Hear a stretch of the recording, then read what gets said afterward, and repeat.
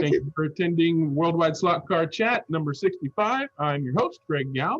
Gang is mostly here as far as I can tell. We got Kelly, Don, Gaza, John, Garth, Neil, Wayne, Phil, Big Den, Chris Walker, and people. So we usually start with show and tell, and I know Kelly and John and I have show and tell. Who wants to go first? Neil, you got some show and tell too?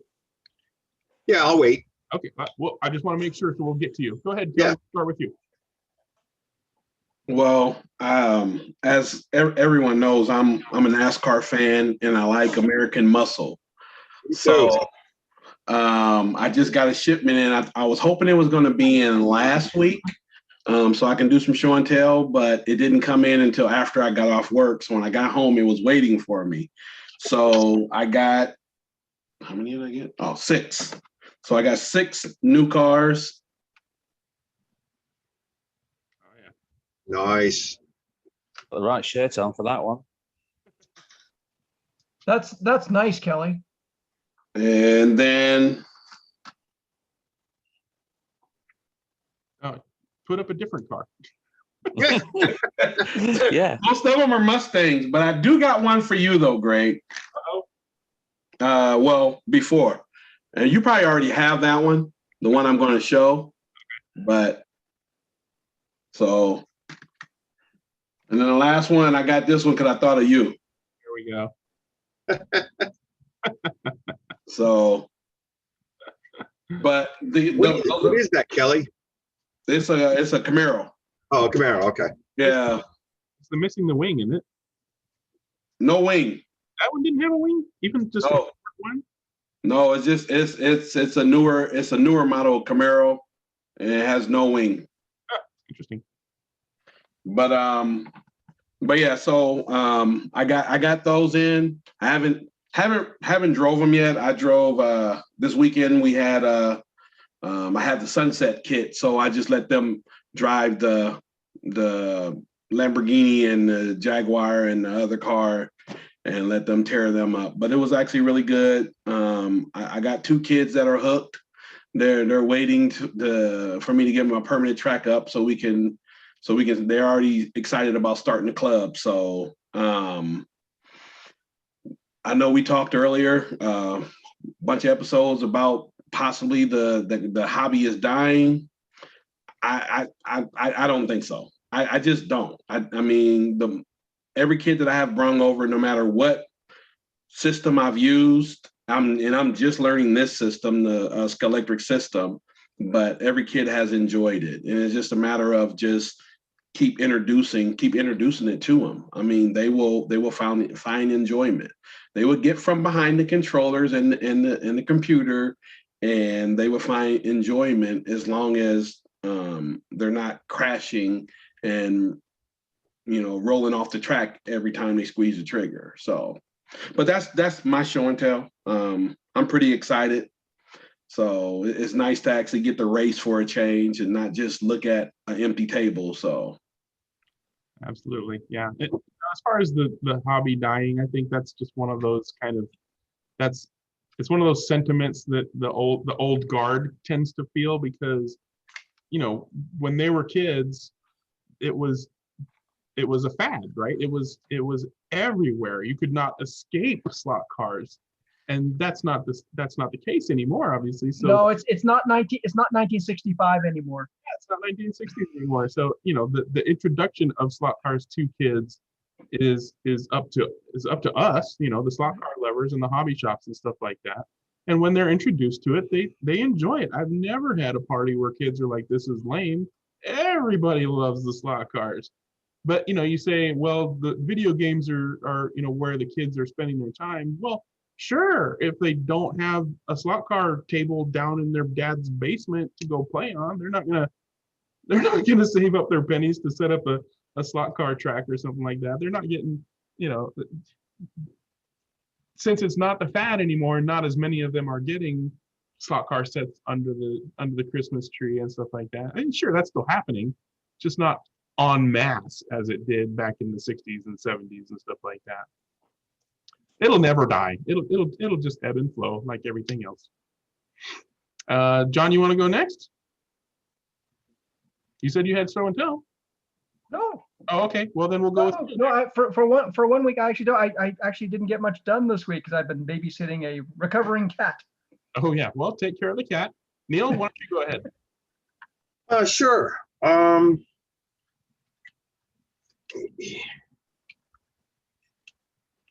Fly truck.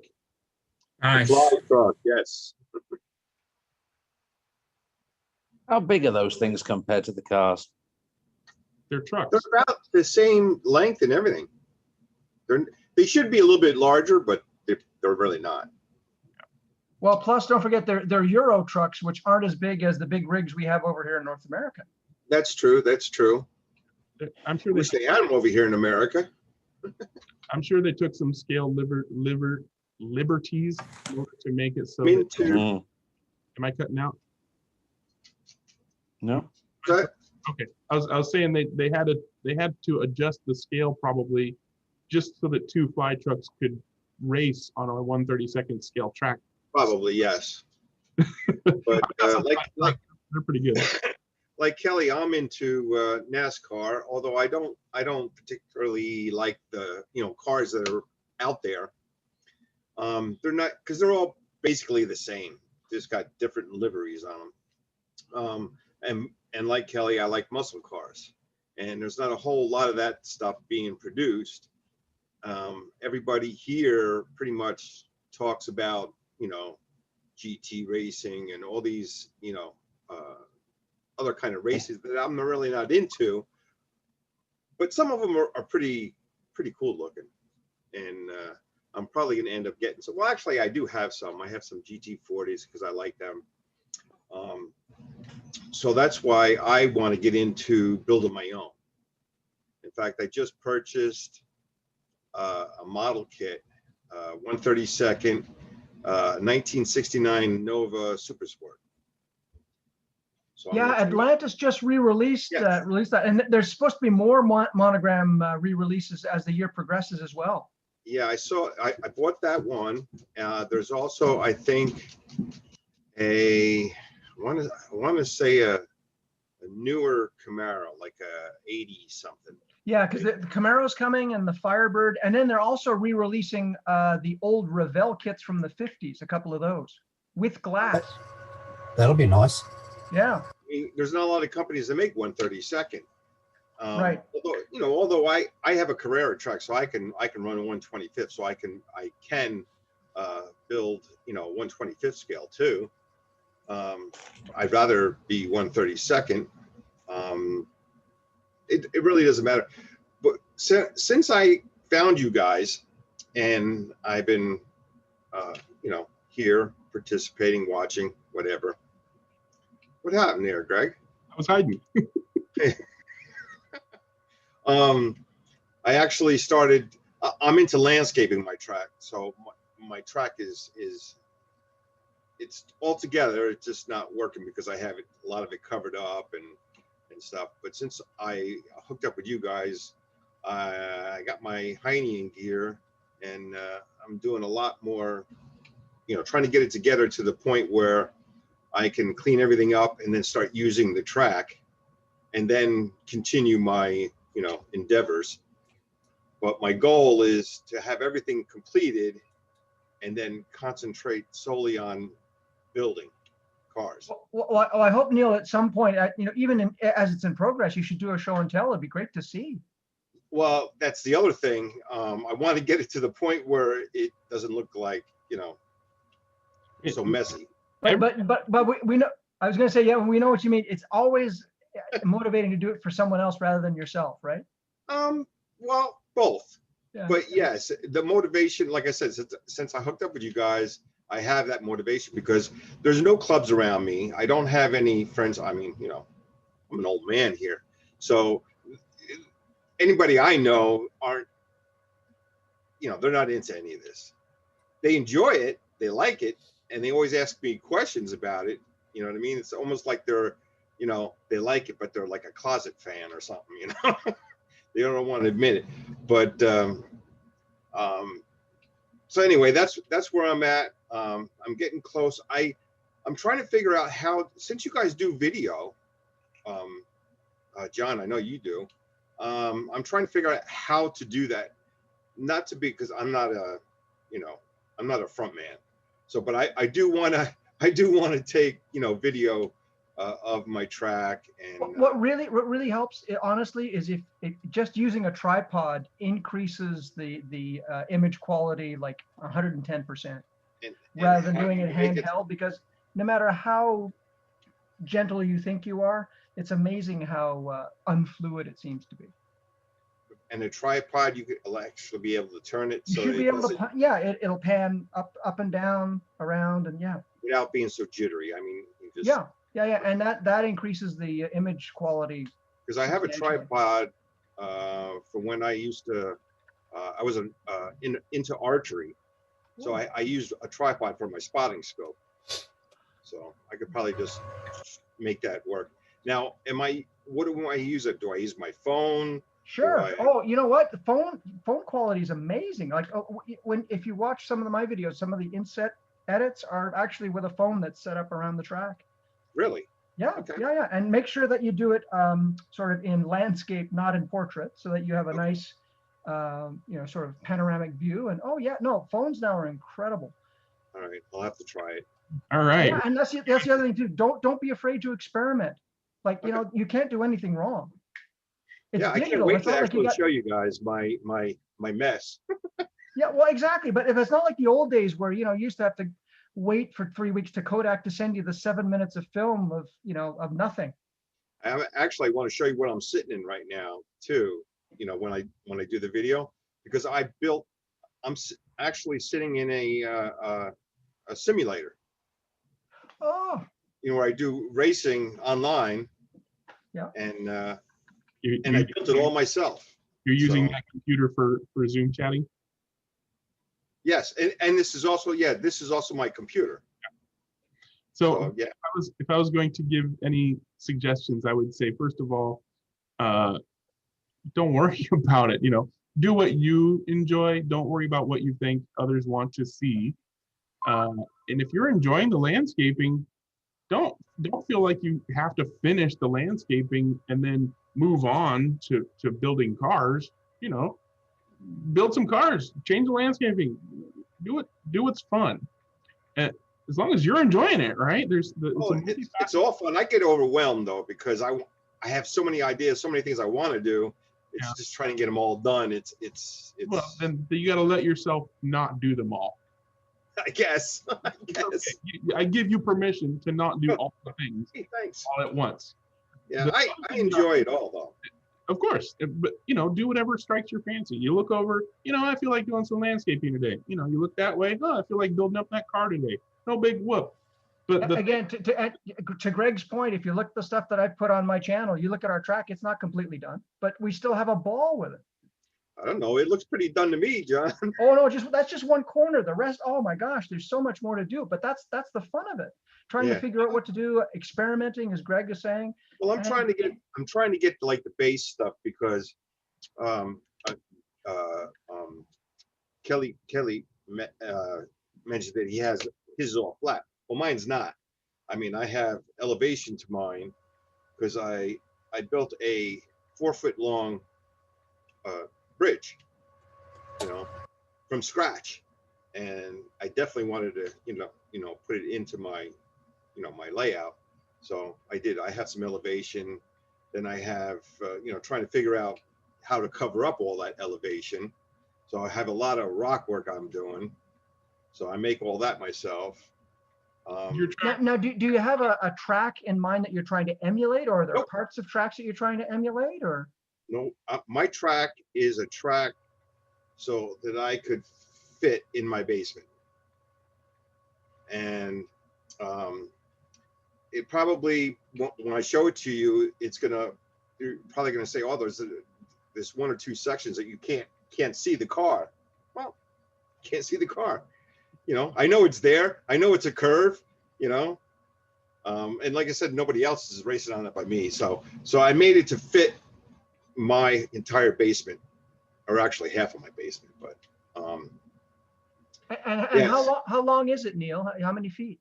I think it's around, want to say 75 or 80 feet. 2-lane, yeah. Is it And wood? what's that? Is it plastic track or wood? Yeah, no, it's Carrera plastic track. Okay, yeah, you mentioned. And I could. The other thing I was going to say was people love, and I'm going to go ahead and go out on a limb and just say pretty much all of us love to see in progress stuff as much as the final result. We get we get to see your methods. We get to see things we might not have ever thought of doing ourselves and get ideas from that. You know, we love beautiful layouts. You know, Gaz's got a pretty nifty looking one back there. Yes, but at the same time, you know, we all understand that it starts from nothing and builds up. There's a process, and sometimes that time is decades, not just months or years. I had a finished track, but I had to tear it apart because I had to do some work in the basement, and I was trying to utilize all the space in my basement. So I had everything going around the outside walls, right? But the problem is my electric panel and my gas meter were all inside. And the code says you have to have 3 feet of space. So I ended up having to dismantle everything. And I had it landscaped too. Yeah. So I had to destroy all of that. And then I had to shorten the table. And then I had to figure out how to put it back in such a way that still have I can utilize as much as I had.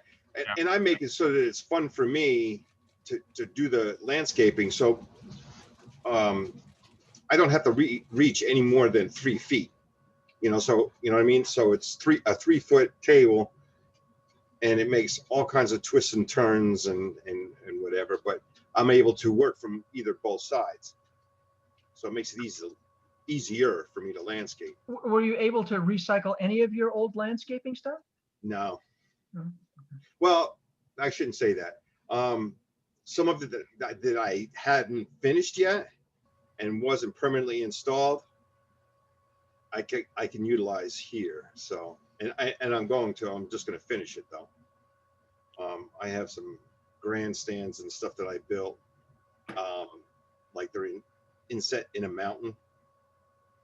So, yes, if you feel like showing off anything at all, progress, messiness, cleanliness, finishedness, doesn't matter.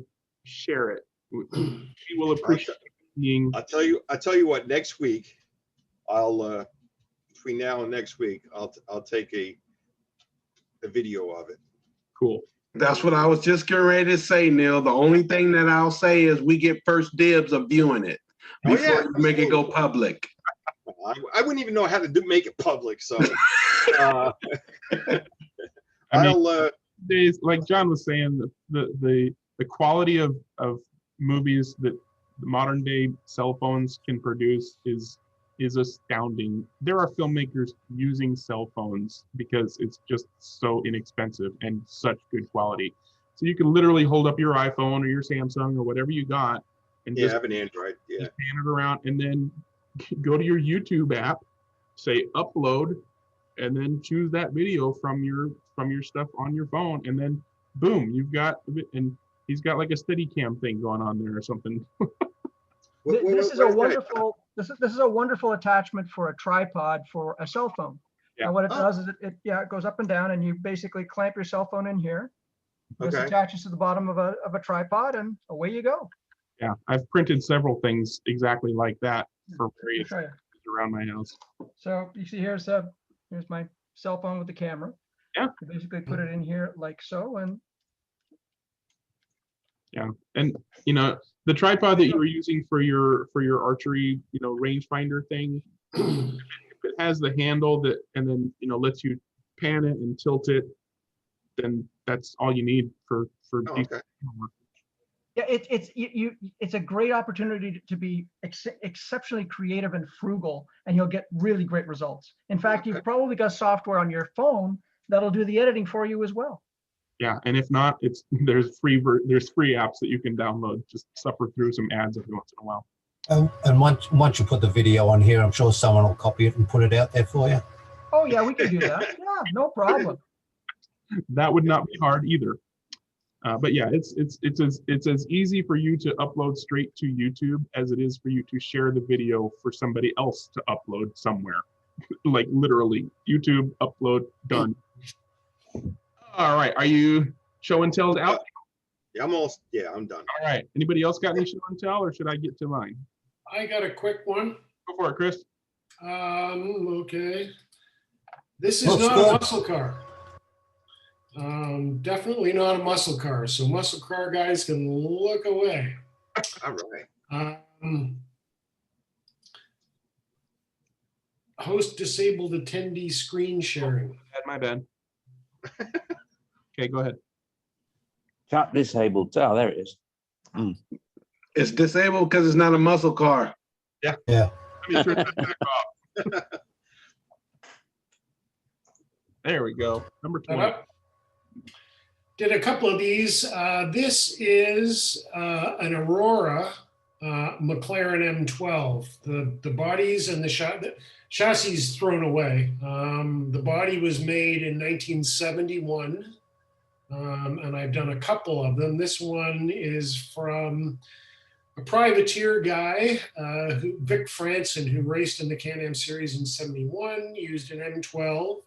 And it was painted this champagne gold color because the car in real life was sponsored by the Great Western Champagne Company. So that's one.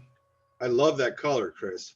Well, it's to me a champagne gold, which was as close as I could get to what I thought it really was. Is that one up? No. Have you got a picture of the chassis, Chris? I do. Can you see that one? No, it's not up yet. Not No. yet. Right, that's the Surtees Chaparral. Yeah. Well, yeah, Team Chaparral. It's a McLaren M12. This is the same body. I had a few of them. A few guys repopped these. Dave Reinecke repops these. John Warren Munter on the line repops them. And the best ones by far are done by Dart. The only issue is how the hell do you get a hold of them? They're a little bit difficult to get. So, and then as far as the chassis goes, I did want to build something that was fairly typical of the era. So this is a fairly straightforward, it's sort of the same technology as a 1969, 1970 Can-Am car. So I tried to put that into a slot car. It's not overly sophisticated. It's got a great big honking high torque motor in it. And it runs really, really well, but certainly nothing high tech in the things. I'm using commercial grade 48 pitch gears on the back. If you can see it, that's an angled or beveled, I should say, ARP stainless steel pinion, and a Parma PSC 48 pitch gear that's been sleeved down to a 3/32 axle. So, Chris, may I ask a question about your chassis? You can. So I see that there's a mount in the rear in the center and a mount in the front in the center. You have brass on each side. Is that just like to dampen vibration, or what's the purpose of the weights on the side are just perimeter weighting. So just think of the whole thing as a great big piece of black plastic, and you put the weights on the outside of the pans. Oh, okay. Gotcha. So basically, because of the weight of the motor, I've cut the pans out. I don't need any more weight internally on the chassis. I just need it on the perimeter of the chassis. And the pans are not hinged. I've used really, really thin wires on the pans, so the pans flex. Okay, and that's to help. That's because again, if you wanted to reduce weight, for example, you may not need pans, because you could just use the center section and the car would still work. No? Oh, it'd still work. It just wouldn't work well. Oh, okay. So it makes that much of a difference adding that weight. It's a massive. a properly weighted car is massively different than a not properly weighted car. Okay, and that This- weight, you would not necessarily want to mount the body to that weight. You'd want to mount it in the center. Well, if you mount the body to the, years ago, we used to mount the bodies to the pans, but most of us were using Lexan bodies that didn't weigh very much. So today bodies weigh more, or the bodies that most of us are using weigh more because they're injection molded or resin or done whatever. So if you attach those to flexible pans, you're essentially so the pans will move, they're attached to the body, you're adding a whole ton of moving weight. So if the pan flexes upwards, when it reaches its up stop, you got the weight of the pan plus the weight of the body trying to pull the car off the truck. And it looks like So, you've got grommets for the body mounting points to give that a little bit of a cushioning effect, or yeah, those are just washer? those are just some little, yeah, silicone washers. They don't. They make it quiet. I mean, you just don't get the rattle that you'd get. Using the washers in the pod to create torsional motion in the pod, which this does not have, has a pronounced effect. Using these between the chassis and the body posts, it makes things quieter, which is always that's not a bad thing to do. So. Yeah, because the body turns into a speaker if it's resonating vibration. Yeah, I mean, and some bodies are, some bodies are fine. You put them on and you don't hear a bloody thing. And the next one you put on, it sounds like a goddamn chainsaw going around the track. So, they just act as resonance chambers sitting on the chassis. So these things certainly eliminate a big chunk of all that and make the cars go around nice and smooth, which is what the goal is anyway. On the same subject, Chris, I've been searching the internet for flat section silicone washers or shims, and I'm struggling to find them. Can you tell me where to look? Yeah, go to Alan Smith's site, 132 Slot Car US. Mm-hmm. And these are listed. These are these are produced for Mr. Slot Car. But they are under the Scale Racing moniker. Brand. Yeah. I shall do that. If you can't find any, let me know. And I've got how many thousand of them? I don't know. I've got lots. Well, and they're urethane, are they not, Chris? These Silicone. ones are urethane. These are from Dart. I got Art to make these 3 or 4 years ago. He had, I said, make these for me. So he made them, started selling them well. So then 6 weeks ago, I got Ernie to make them, and he's making them. Get the 1.5 mil. Those are fine. Don't buy the thicker ones. Yeah, So they're 1.5 mil thick, 2 mil hole, and 4 mil OD, are they? He's got 2 by 5. You're going way too fast for me. What the hell are you doing? Yeah. That was very quick, by the way. You got there before me. Yeah, that's it. The washers, you get 10 of them. They're 1/2 mil thick. Get the 1/2 mil thick ones. Yeah. No The 1/2 mil thick are, if you need to, you can use 2. Yeah. I've been all over AliExpress and can't find them. Yeah, and these, those ones, the ones from Dart Hobbies are urethane. They're good. These are soft silicone, and these are good. The ones from Slot Car Corner and everybody else who says they, Professor Motor has some, and Andy just went to Home Depot and bought some vinyl O-rings. They're harder than the bloody body like you go the other way with these things. So far, you can get plenty of washers and shims in nylon, but that's too firm. You want it to be silicone, and there are lots of silicone. Has nothing to do with cushioning, right? So that's right. It's too firm, especially if you use it in creating torsional flex in the motor pod. Nylon, you may as well use aluminum, for God's heck's sake. Yeah, It's, yeah.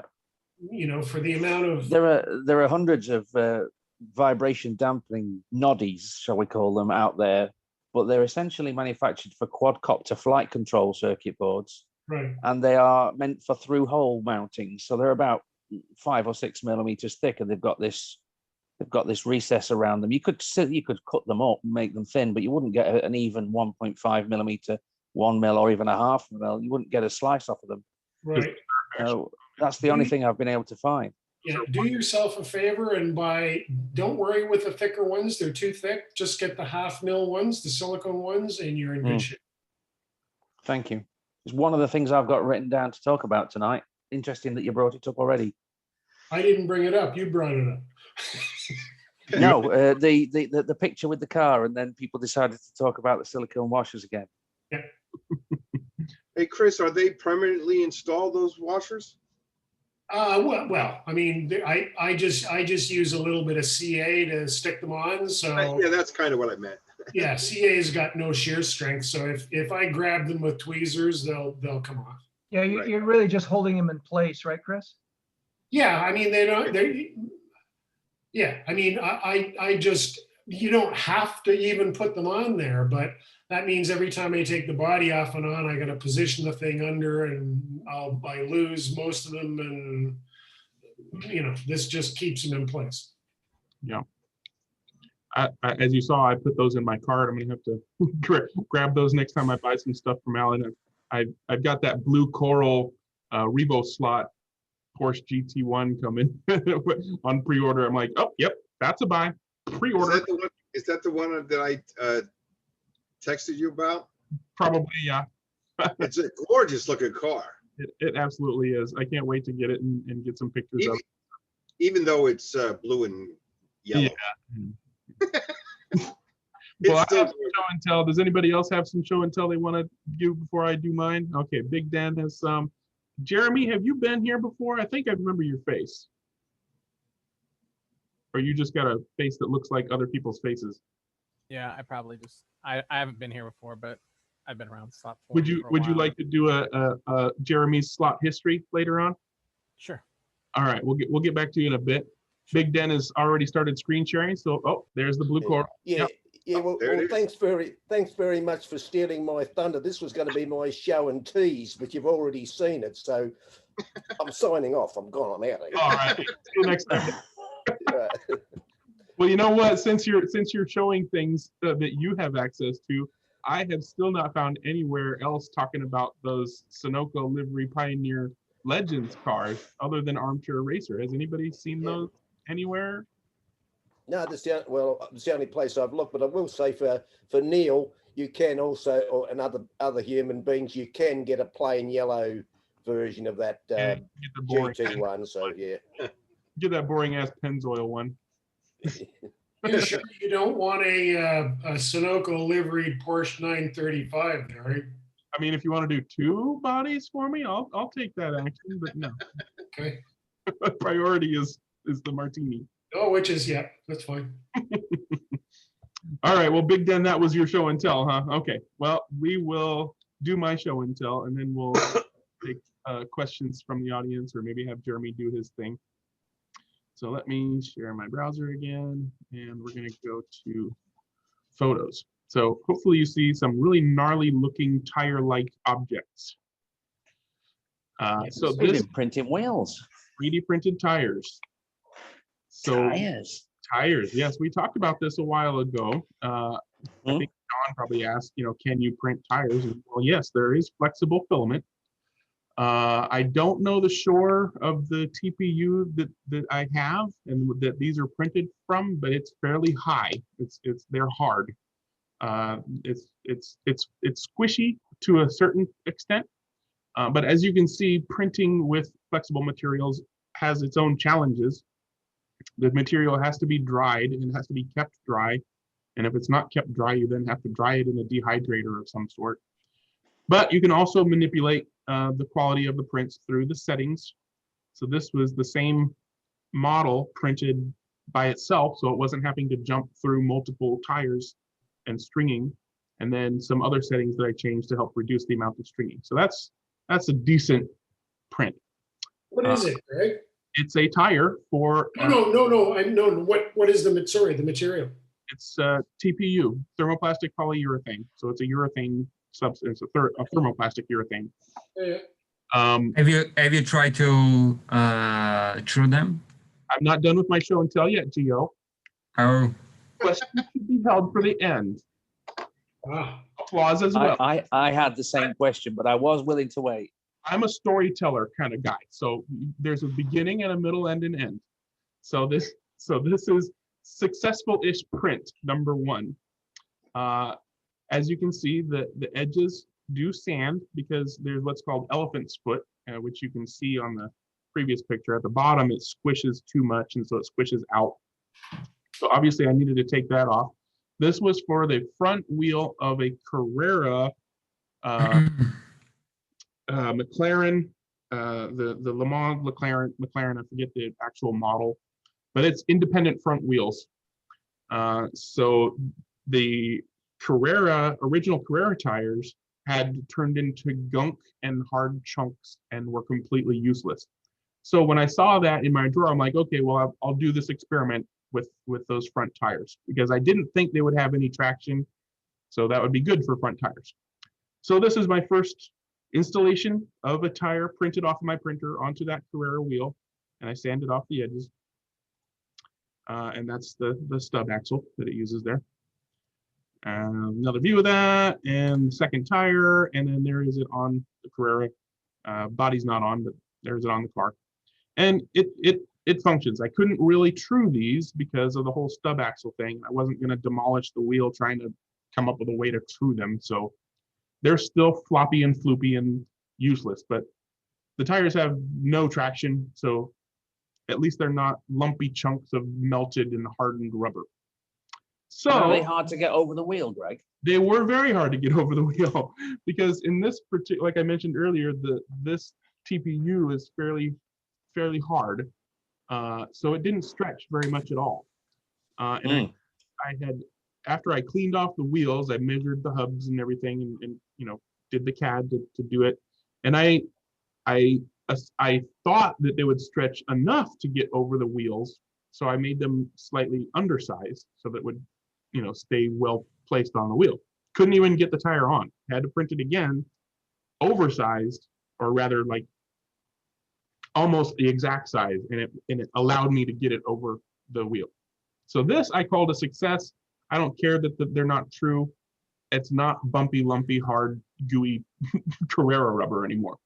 So then one question is like, are they easy to come off, or? I'm not planning to take these off, but no, if I have to take them off, I'll probably have to cut them off. They were very difficult to install, and if I made them oversized enough to make them easy to put on, then they would probably not function properly. They would be. But they're not glued on those wheels. They're not glued at all. No, they're just forced on there, and I think for this car that'll be fine. When I was done with this experiment, I saw, there's the body on. All right, moving on. Then I saw this car. Now that's another Carrera car with Carrera rubber that had been trued and glued and stuff like that. Sorry, Greg, does that happen quite a bit to the Carrera rubber for you? There were some years where the rubber was absolute garbage, and this was one of those cars.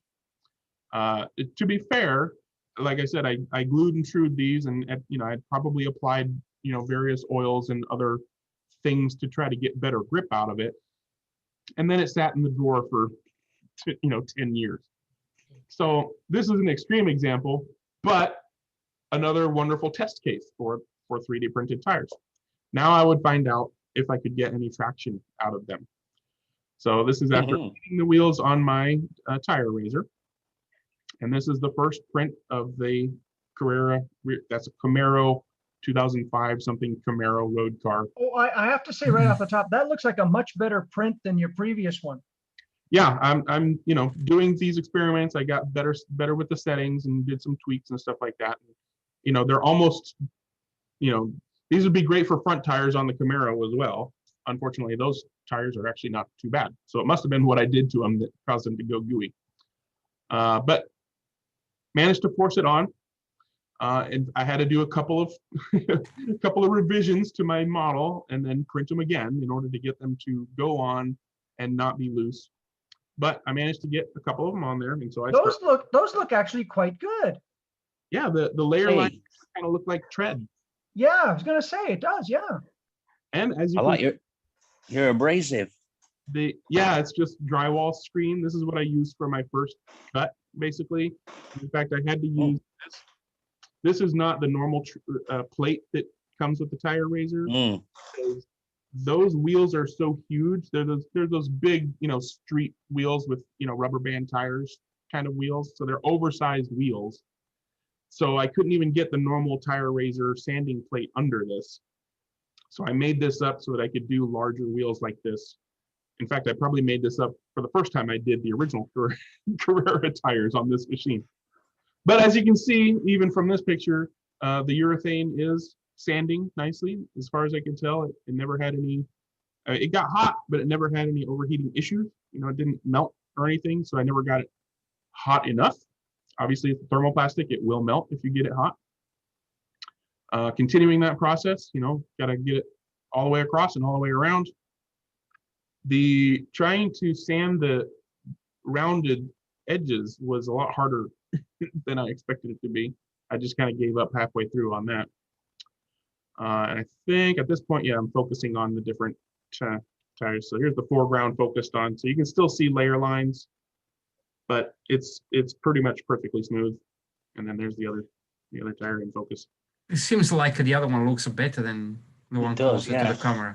And that's probably just because of maybe the lights. The layer lines are just different on the second one, or maybe I had changed some settings between the two prints. I don't remember. I think they were the same print file, so they should have been pretty much close to the same. Could be also the light. I mean, how is it in the wheels? Because I think he's going to tell us. He's invented ice racing. Pretty much. So I just put it straight on the track after cleaning them off with just water, and it had very little traction. This was with the magnets, as you can see, Carrera, big old bar magnets, both in front and behind the motor. Even with magnets, I could barely get it around my track. But I'm like, okay, well, maybe I'll use the tire cleaner. Maybe that chemical will have some effect since it's not, it's not poured urethane. I don't know. Well, it didn't, as you probably would have expected. No effect whatsoever. Just made it even more slippery. I pulled the magnets out because sometimes the magnets will swing over and get stuck on the other rail, and I wanted to see how bad it was without magnets, and it was, of course, impossible to get around the track. But as far as experimentation goes, I think this particular printable urethane will be great for front tires. Absolutely. And there are other compositions of TPU out there. There are some that have more flex to them, a lower shore rating. There's even one that I heard about that actually has a high coefficient of friction, a good grippiness to it, but it's still experimental, so I can't get it. It's also very. Greg, I think Wayne made a great point. I think you've just invented a wet race. Oh yeah. One of the guys in my club likes to have a set that's basically for ice racing. So he would put shrink wrap on the tires to reduce friction. I think maybe I'll have to print up some tires for his cars if he wants me to, because this was a pain in the ass. All right. As long as you get enough traction to push the braid along the rails, I guess. I mean, that's pretty much. Very cool. You don't want to burn holes through your track, do you? Yeah. I have a small short intel as well, if we have time. Well done, Greg. Thanks very much for doing that. I appreciate that, because that was a question I had. Not for you specifically, but can you make tires out of TPU? So the answer is yes, and I hope at some point to have other composites that I can try that maybe will have grip. I don't expect that any of them will ever have the amount of grip that we like or expect. Can I ask you to try something else? You can ask. Print a wheel and tire as one unit. I mean, I could. I have a machine that would allow me to do that. Print a front wheel and tire as one unit. A question we haven't asked you with that TPU tire is how much it weighs. Come on. I have no idea. About Yeah. the same as a rubber tire. It's not. It didn't feel heavy then. Not a dense material. No, it's it's not tungsten. It's gonna. Well, print it with the wheel inside. I mean, if I had a reason to, like the only reason. Yeah. Why? Experiments was because I opened the drawer and those tires were crumbling. So I'm like, okay, well, a good reason to try something. Basically, the results were pretty much exactly what I expected. I was able to do it. Yeah. And it had no traction. I wasn't sure about truing, but now that's, at least with that particular TPU, it's trueable. So great for front tires. Hopefully one of these days I get some, stuff that's actually worth being a rear tire. But if anything, I would say I would go with a more flexible material, even if it didn't have good traction, simply because it was a pain in the ass to get that particular TPU tire onto the wheels. A more flexible material would allow it to stretch and get over the wheel a lot easier. Good for a tire barriers. except the material is quite expensive. Oh, okay. There you go. I don't think you'll ever I don't think you'll ever find a material that can compete with either a urethane or a rubber. No, I don't think. I don't think you'll ever find a feasible rear. I don't think so either. And that's why I keep saying front tires, because with no traction, and these will basically never wear out. What their longevity is as far as chemical composition, I don't know. UV will kill anything with enough exposure and time. So keep them out of the sun, maybe. I don't know. I guess we'll find out in 20 years when those tires are still around or not. Maybe I can show you a good reason I would like some of those tires, but I will find the photograph and come back to you later. Okay, well, you're looking for that photograph. We'll have Jeremy give his introduction. Tell us all about Jeremy's slot car related history. Hey, I started racing back in 05, just I was kind of bored, and I found a local group here in Iowa. I'm in Iowa, United States, right in the middle of the country. They've been racing since the 60s, and I'd only known about HO racing, so I didn't know. And then I was like, 132, oh, these look much better. So I jumped in, and then we have basement tracks, and I had my track up, but 3 years ago we moved to a new house. This area was supposed to be where my track is, but the first year when you move in, you got to do all the honeydew stuff, the painting, and then we had the lockdown, and then we also had a natural disaster. So I was like, oh my God, I keep falling behind. So a month ago, I broke out all my stuff over there and put it all, trying to get it all organized. This is weird. There on that shelf, I'm getting it all organized, and then just trying to get back. And I know our club is still racing. I went to one of their events last week and raced and once you race again, you're like, oh, I gotta get back into it. And so I was gonna start building again, and then the price of lumber is just, I'm like, oh, maybe I'm not gonna get back into it right now. I'm just gonna wait and see how it goes and keep tinkering. I just saw you guys had posted this, and I wanted to jump in and see what you guys were doing, what you guys were talking about. Thanks. I think back in very early on when 3D printing was happening, I had posted some of my files. I don't know, it was either on Slot Car Illustrator or Slot Forum. And then one of the things that got me back into it is on Facebook. I'm in one of the groups, and I saw one guy had just purchased something. I was like, oh, that's my file. So I shared a bunch of my files up on Thingiverse. And then a guy was on eBay selling them, and then he contacted me, freaked out, and I was like, no, go ahead. I want you to go nuts. I mean, do what you want to do. That was my dream of 3D printing when I started combining it with slot car racing. Was like, we'd be able to share these files. Like but now it's like everybody charges, $25-30 for a chassis. And it's just like, to me, it's just kind of killed that part of it. Everybody's gonna cut a buck on that. What's your Thingiverse ID? Jeremy Cobert. I think if you look for there's a Spirit chassis that I made for Spirit or Peugeot 205, I think maybe. I had made my first, I didn't know what I was doing. I still don't know, and I'm terrible at CAD. But then I did make, the only one I really liked was I made remember the Pro Slot motor pods? Yep. If that pod broke when you took the motor out, you were screwed, because Pro Slot didn't make these anymore after a while. So then I made that and I put that up on Thingiverse. I think it's like $5 or something. But so that made it a little easier. And then I realized, I'm guilty of the very thing I just complained about. So, oh well. So then I think I gave it away finally on Thingiverse. I was like, what am I gonna make $5 off this? Who cares? So who makes the money when you buy an item from Shapeways? They cut you in on it. They make like 80% of the profit, and you pull in 20% of it. Yeah. No wonder the chassis are as expensive as you say. Yeah, the chassis. I just bought a couple of old NASCAR Scalextric, the inline ones, and because those cars are just dead to me because nobody runs them anymore. But that chassis was like $28, I think. But I mean, it's high quality. It's stiffer than the actual stuff from like Scale. Yeah, that's my stuff. That's me.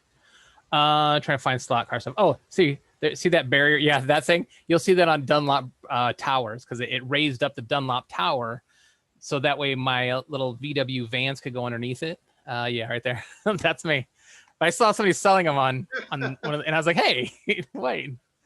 I should give them away for free, but I've been following your Thingiverse for a while. You've thanks. probably seen me around. Mr. Flippant is my Thingiverse. Oh yeah.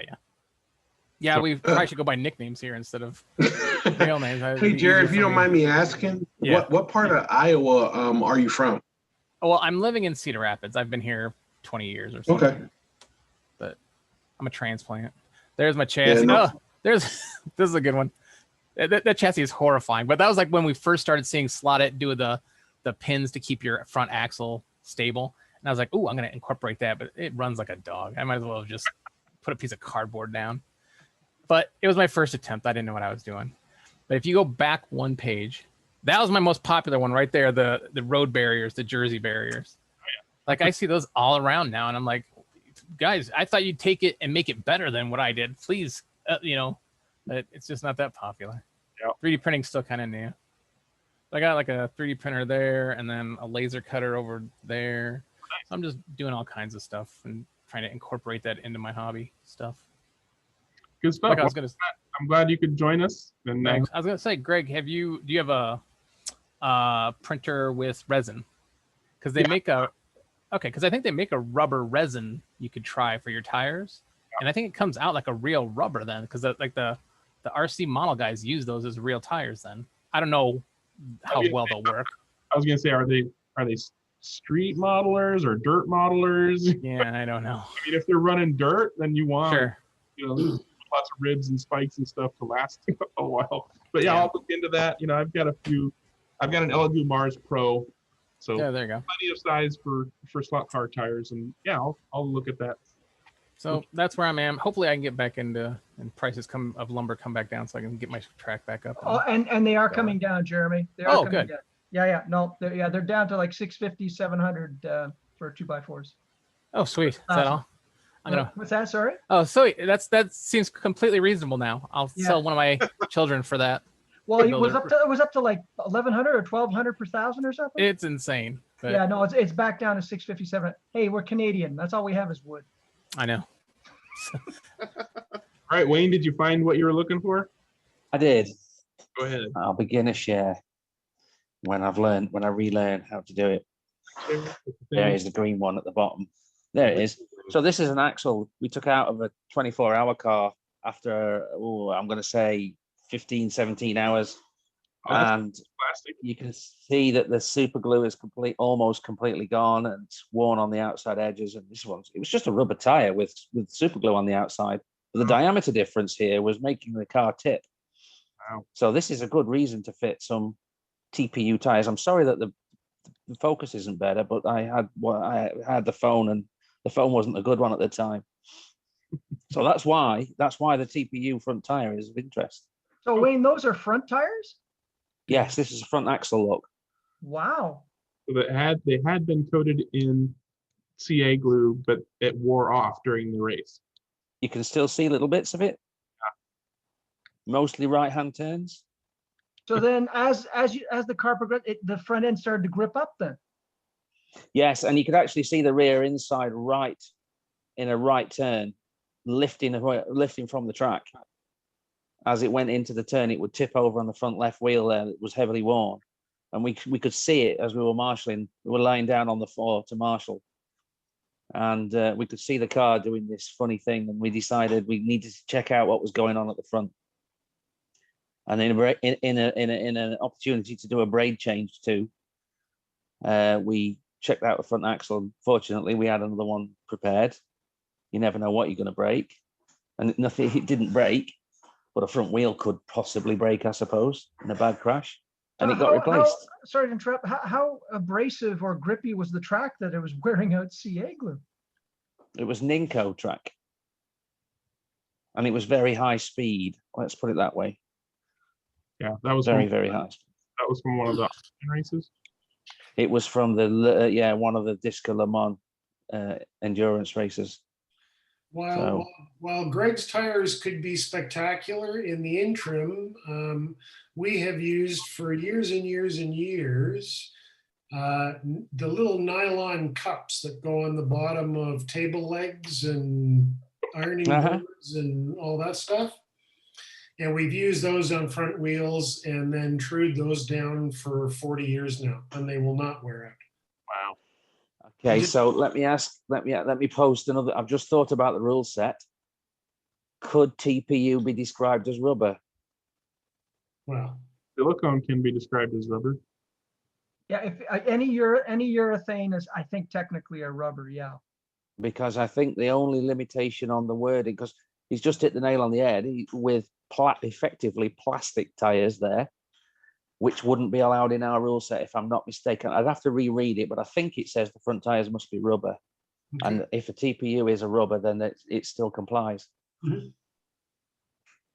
I'm certainly not going to get into that argument with anybody. Well, it's only a technical, it's only a fact or not, isn't it? We had this argument a few years ago about carbon fiber. Is carbon fiber plastic? Well, it has resin in it, so I would say kind of. It is. It is carbon reinforced plastic. It is a plastic. This is not in the slot car world. It was in the radio control car racing world. Is carbon fiber a plastic? And it is. When you look at the definition of it, it uses the word plastic. So yeah, GRP. Yeah. Glass reinforced plastics. Yeah. So whether or not, I'd have to look up TPU, and I think urethane, like you say, is urethane rubber. So if it's thermoplastic urethane. And thank you for attending Chemistry 101, folks. The reading syllabus has been emailed to you. Moving along then, keeping on slot car topics. Does anybody have any slot car related thing they want to ask, tell? Where did Giovanni go? I thought he was going to show something. Well, Giovanni would have had an interest in the endurance on Ninko, because that's one of the things he does. But if I mentioned the phrase Goodwood Festival of Speed. Yeah, it was on all weekend. It was fun. Yeah. Well, I didn't get to go there. I've never been there, but I found in the news, in some of the feeds that I've they had a track set up there, didn't they, Wayne? There were actually several. Apparently Scalextric had a trailer, a lorry, and I can't find the tab I was using, so I'm gonna have to Google search this again.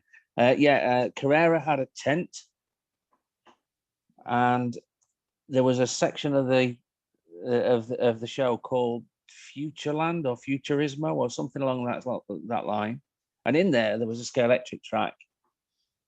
And I'm gonna finish typing. Sorry about this. I had the tab up on my browser to show you, and then I used the tab to go away somewhere else and just back up.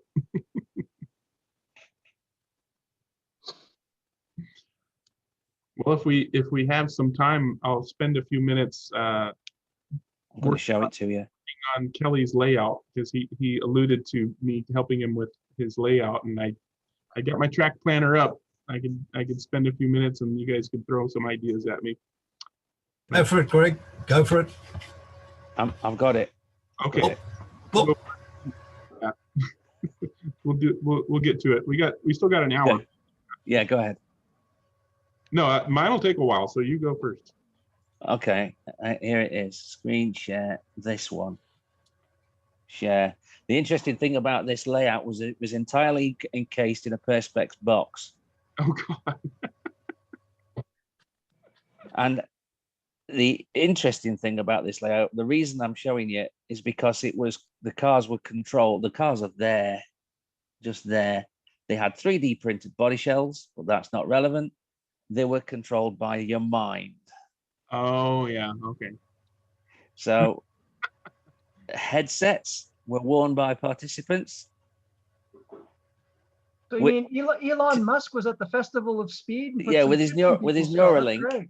Yeah, no, it's not as invasive as Neuralink, but it says to talk to the slot racing tech, which dates back to the mid 20th century. It Found that actually dates entertaining. back farther than that, though, but that's okay. So the headsets controlled a Raspberry Pi. And it was basically a demonstration of mind interface with physical things, and this was just used to show off the mind controller. So I just thought to myself, well, we can all stand at the trackside and imagine our car doing the perfect lap, can't we? So maybe this controller is the hot ticket. Yeah, just good luck turning on the brakes. They've been doing that thing since scientists figured out how to detect brain impulses. They had people wearing, cathodes and whatnot on their temples and saying, just focus real hard, then it'll move. It's the thing. Oh, brain waves will make the car go. I can't imagine that this is any different. So surely, since the whole thing was encased in Perspex, like you said, the cars cannot possibly go fast enough to crash. Yeah, that's what I thought. How did they marshal that then? And the latency between when you think you want the car to go and then the computer system decides that you're thinking hard enough to make the car go, and then I don't know. You wouldn't even have to brake. You can just once you get it going. Be the car. Yeah. That's the kind of thing I was thinking. Can you imagine if it was really good though? It would be faster than your finger, wouldn't it? I work in aerospace. I don't know. I don't know. The finger goes quick. I've tested some of the helmets they use. What was that, Jeremy? I work at an aerospace. I work at an aerospace company. I've tested some of the military helmets they use for that kind of tracking. And once you have that, like it's connecting to your eyes and stuff, I assume they just got to get that technology down to a reasonable cost. But I mean, I don't know how popular driving with your mind would be, but I mean, that should be pretty possible. I mean, or your eyes. I mean, if you can track your one eye, your movement, as well as your brainwaves. Did it look like they're, because did you go, Wayne? Did you have an opportunity? No, I didn't get to. I didn't go. What do you think of those buildings on there? That picture was pretty cool. I'd never thought about doing that, but I could cut those on a laser cutter and have like a little cityscape. That's been my one problem with terrain is always everything I build looks like medieval stuff for Warhammer, but I don't build anything that looks modern. Like this actually looks like, I guess you could use colorized acrylic as well. I can see why it's translucent, so you could see the whole track. Otherwise, you wouldn't be able to see it. Yeah. It's clever, isn't it? Because I mean, I've never seen anyone's build a layout with high rise. Yeah, I've never thought of that, and that's kind of clever. Bit of fluoro lighting and turn it up quite well too. Yeah, absolutely. Yeah. Put lights at the bottom, and that's all you need. A few LEDs would shoot up all the way through the top. That's pretty cool. Thanks for sharing that. That's pretty neat. It's the first time I've seen it, but now I've just Googled it. I've seen it was done. It was done before. I found another article because I changed the search term. I omitted Festival of Speed, which was in the search term before, and now I noticed that the Google results I got showed or had a result from 2010 that was whether it was being done in a university in the States somewhere. So it's nothing new, but it was new to me, and I thought it was quite entertaining. Worth a share. What was that, Chris? Driven by Kreskin. It's going slow now. Jeremy, you mentioned the futuristic city. Have you spent much time looking at people's track builds on slotforum.com? If you haven't, you could waste so much time there. But several years ago, there was a guy who just made some incredible, just found art creations of the Mexico rally track and the future city with the trains. His handle was Sig Furniture, and he has a YouTube channel. So I'm going to share this real quick. It's going to be a video, so it'll probably won't show very well to everybody. But if you search for Sig Furniture as the user, you can put that. You can copy that link and put that in the chat here. Yeah, I'll do that. But I'm just going to go ahead and let it play here for a little bit. So he incorporated 1/43rd scale slot cars as well as the train. Pretty much Look at the modeling skills on that then.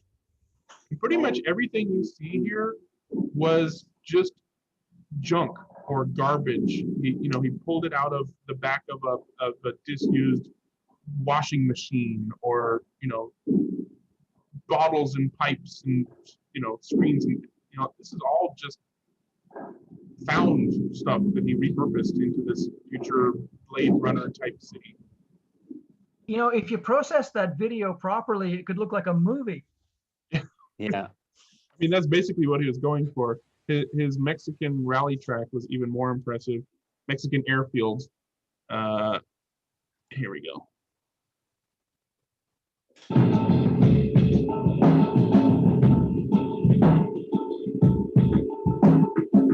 I remember this. That was on Slot Forum, wasn't it? Yeah, and it's probably still up there, but probably most of the pictures are gone. Right. Anyways, I love the way it's monochromatic and it just works. Oh, the guy is just a creative genius in his ability to turn junk into just these landscape awesome things. Yeah. That Mexican rally track was in one of the early SEX proxy events that we had, and one of my vehicles was running around there at one stage.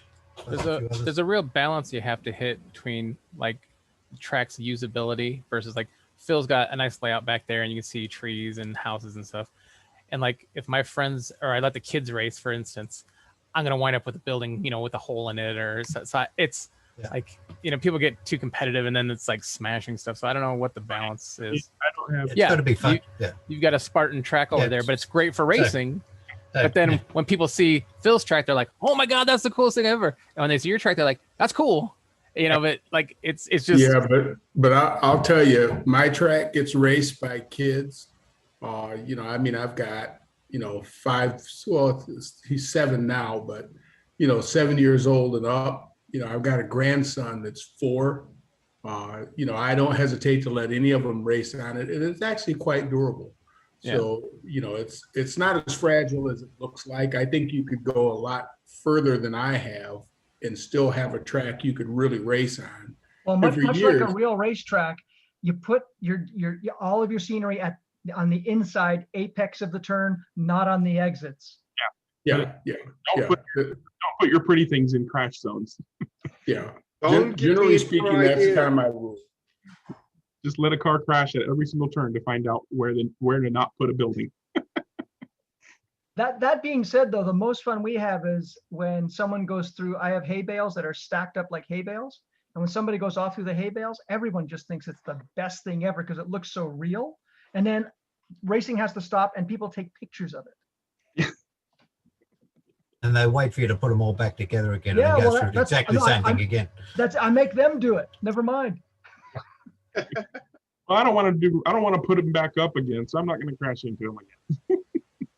I can show you racing around scenery. We do full on races around this. It's got some nice scenery. Oh yeah. Nice. Is that an old Scalextric tower there, Wayne? This one? Yeah. I don't know what its origins are. I'm afraid it's not mine. It belongs to Paul. I think it's Slot Track Scenics. Oh, okay. It might be. Hold on.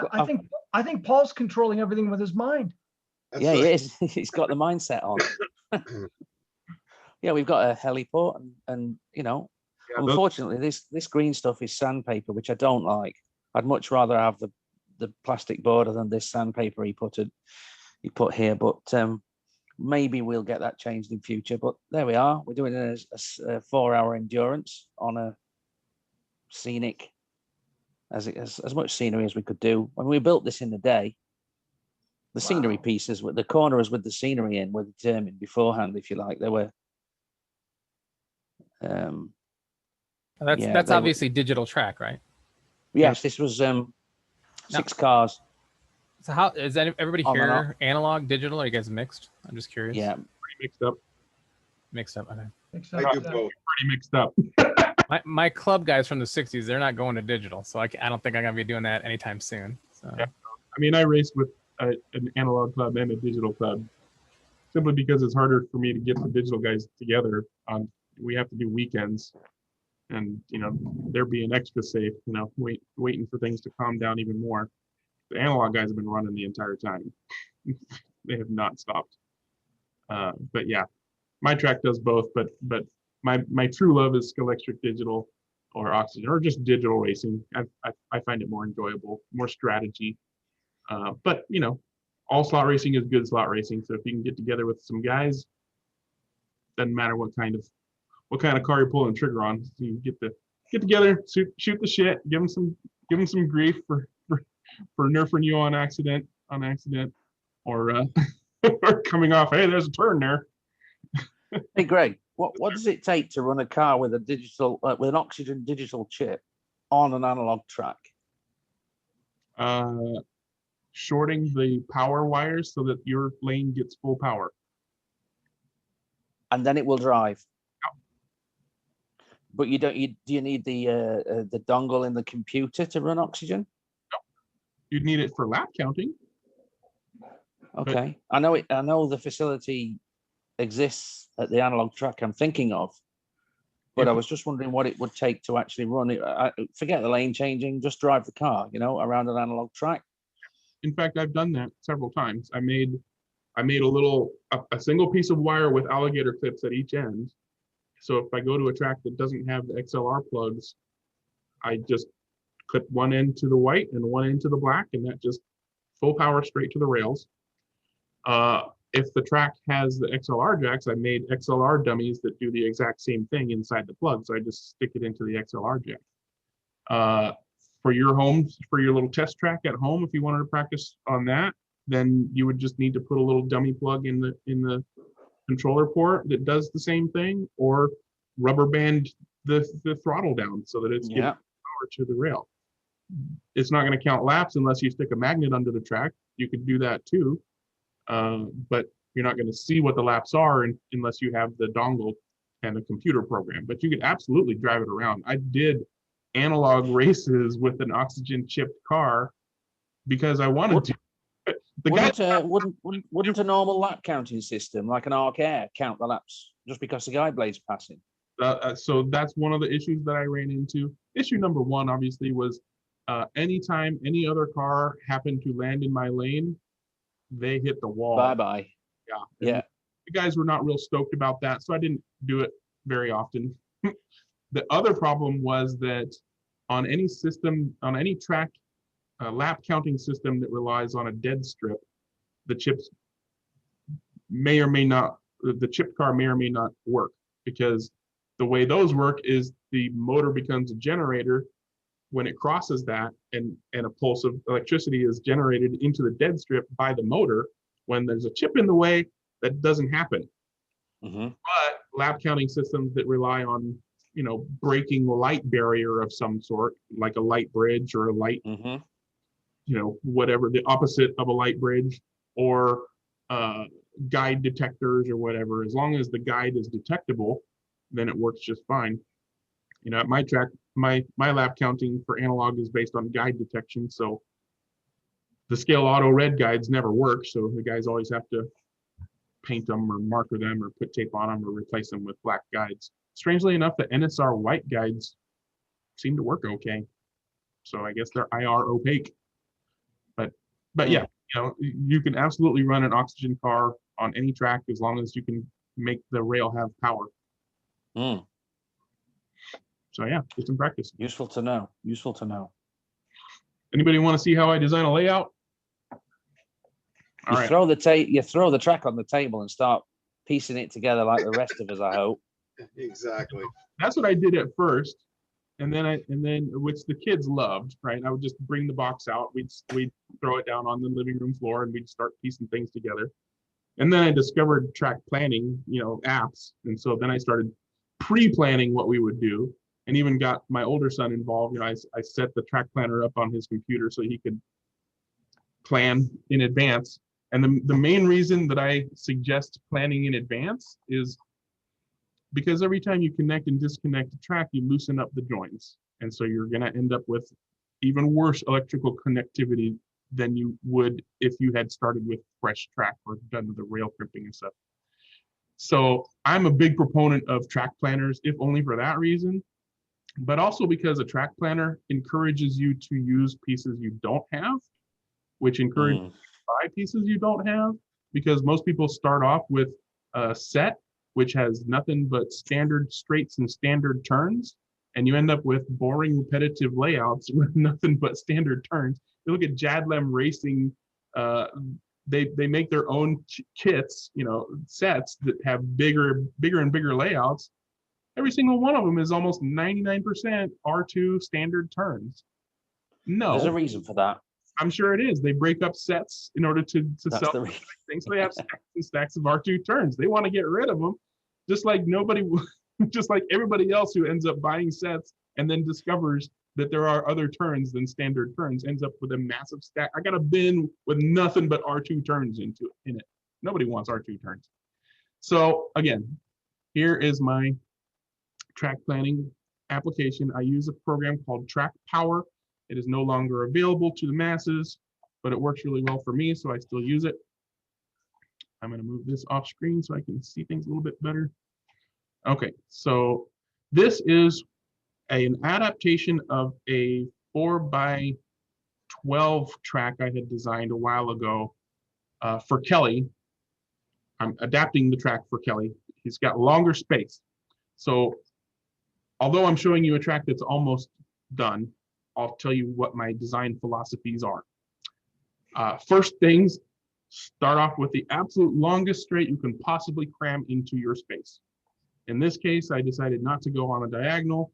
So we just take a nice long straight down the front, nice ease into it. This is R4s over here going into it, and R4s coming out of it. On the exit, we've got it turning into R3, so it tightens up a little bit. And what I do after I create that long straight and then a sweeper at the end of the long straight, is I figure out the curve combination that'll fit within that space, right? So I couldn't get a full R4 radius, 180 degrees of R4 in there. So I tightened it up on the exit of the turn with some R3s. If I had less space, I would stick an R2 at the end. Or if I had even less space, I would stick an R1 at the end if necessary.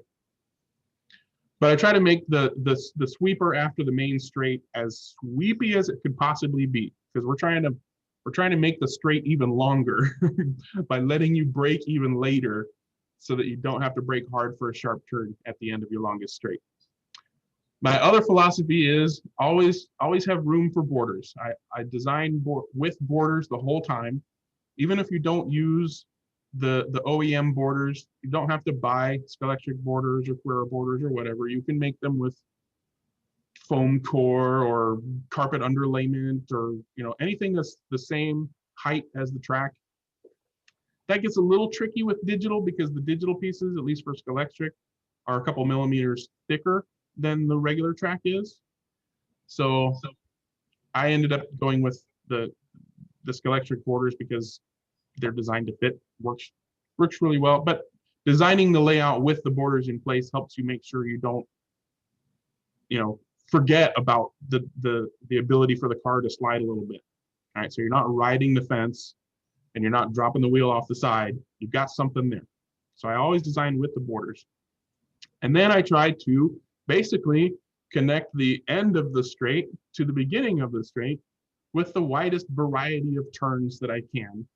And I usually try to incorporate a short shoot or two in between. So as you see, these are, I've got lots of R1 turns in here, but they're not all the same, right? This one here is an R2 112, and this one is an R2 112. So those are the same because they also come after a short shoot. So they're going short shoot into this parabolic turn. But then, although this is a 2112 as well, you're entering it with these R4 turns, so it's not going to feel quite the same. And you're also coming out of this one with a slight shift back the other way. And then another short shoot in this nice little S. This was one of the features on the previous version of this layout that Kelly liked, so I'm like, yeah, I like it too. We'll keep that in there. And then, this is almost not even a short shoot. it's a medium shoot. You can actually get some speed here if you're good. And then this one, of course, is a straight, hard 180-degree R1 turn.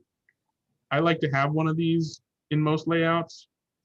But then the question is, do we maximize our lap length by pulling this in, or do we leave this over here somewhere so he's got some room for buildings? So I guess that's my first question for Kelly, if he's still here. Do you need room for buildings? Are you still here? No room for buildings. I want to maximize the area. All right, so we'll scoot that over here. He needs a little room for Park Fermi. Here you go, right here. Right there, exactly. Greg, may I ask a question? Yeah. Is this designed to be bidirectional or unidirectional? Unfortunately, with most digital systems, you really only can do it one direction because the lane changers only work in one direction.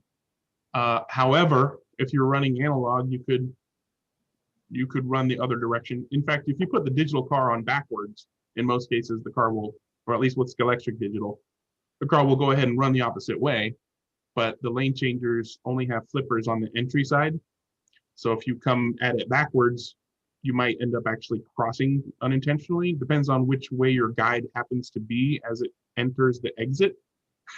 If the guide is going this way, it'll go straight. If it's going this way, it'll, so it's unpredictable in reverse. If I was designing a pure analog track, I absolutely would be more conscious of running it the opposite way, because that's always a nice thing to be able to do. Well, the reason I ask is the way you have so many decreasing radius turns run in the opposite direction. It's a lot of fun. It will work. That will, as an analog track, that would work in either direction. That layout's yeah, especially because a decreasing radius one way is a sweeper in the other direction, right? Yeah. And it basically is an easy way to get an entirely different layout. So yeah, and it drives entirely differently as well. It's lots of fun. It's like having two tracks for the price of one. Yep. It always drives surprisingly differently than you expect it to. So Kelly, I guess my main question at this point is, once I figure out this situation here, which usually just requires some juggling of other turns here and there and where else. Do you like what you're looking at? I do. You do? Okay. Well, I'll go ahead and just leave it as is. Well, the other thing I have to compliment you on, and I'm assuming you're running it in a clockwise. Yeah. Yeah. Is you have the lane changes right before some really interesting turns, and that's exactly what happens in real racing. You don't pass people on fast turns. You usually pass them on the slowest turns of the track. Yeah, and I found that is especially helpful in digital slot car racing because, even on Carrera, you got to slow down. Their lane changes are pretty long. They're the longest besides. They're long. I think Slotted is planning for their lane changers for the Polycar system to be fairly long, but until those come out, we don't know. But Scalextric lane changers are fairly short and severe. So I always put them in a braking zone just because I don't want to have to slow down for a lane changer before I have to slow down for a turn. Because then you're slowing down. The only reason you're changing lanes mostly is to get around another car, right? So like the only reason this lane changer is here is as a way to get out of the path of people coming out of the pit. All right, so let me do my lane thing here. Not that. Stop it. Lane selector. Well, that was my next question, is why you have that lane changer right in the middle of your straight rather than not at the end of, or closer to the end of the straight. Yeah, it's been a while. There we go. I haven't used the lane selector for a while. So this lets me show you what a car might do.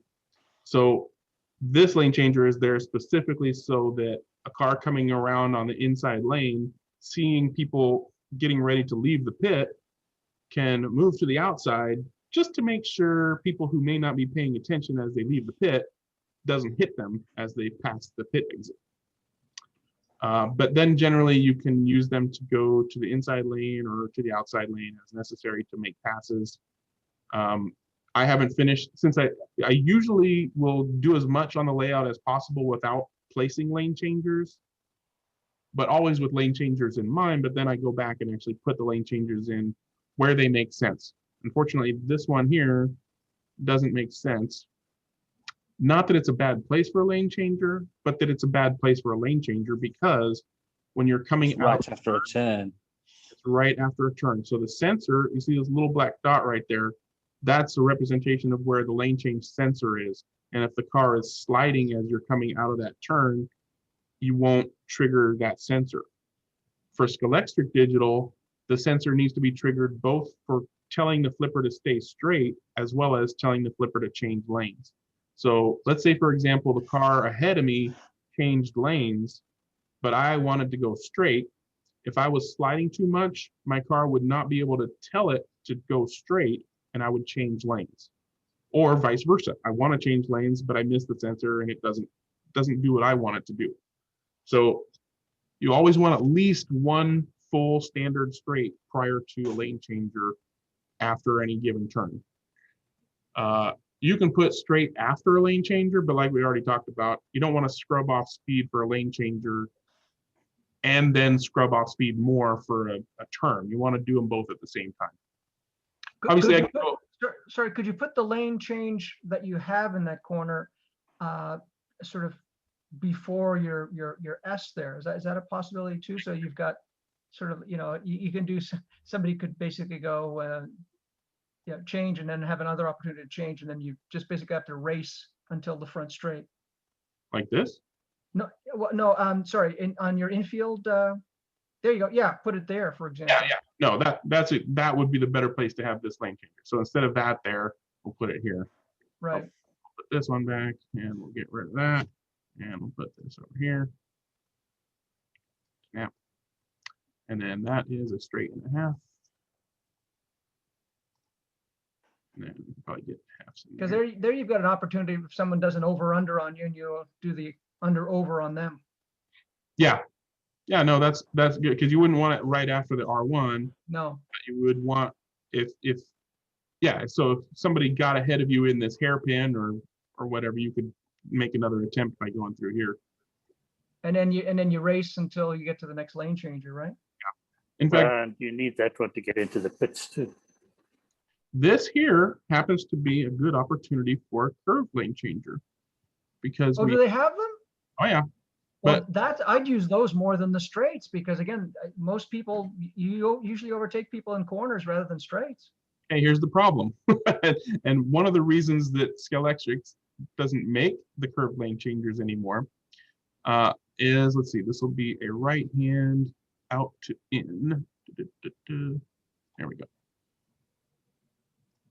Okay, so take a look at the lane change.